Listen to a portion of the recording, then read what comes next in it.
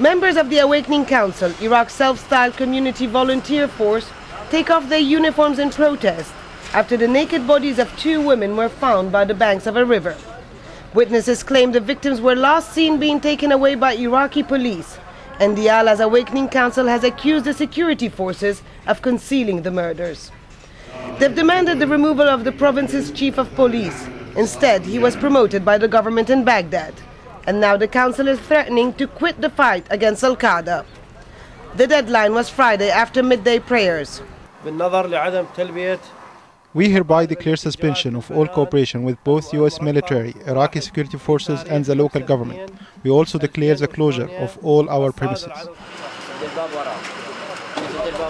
Soon after, they shut down their offices. One after the other, they were seen covering their faces and taking up arms, threatening to rejoin the so-called insurgency. Awakening councils have become the focus of the US military strategy in Iraq and its war against Al-Qaeda. Many of these men were former enemies of both the US military and the Iraqi government, and in some instances were former allies of Al-Qaeda itself. As US and Iraqi forces continue their push against Al-Qaeda in the Diyala province and prepare for a major attack in Mosul, the support of the Awakening Councils is vital. They are the ones who secure the areas left behind after US forces have chased out Al-Qaeda fighters. There are now about 130 Awakening Councils across Iraq, financially supported by the US military. The Iraqi government, however, remains ambiguous as to their future. Lately, members of the Awakening Councils have been targeted by both Al-Qaeda and Shia militias.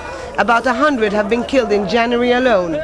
One of Diyala's council leaders was assassinated about 2 weeks ago.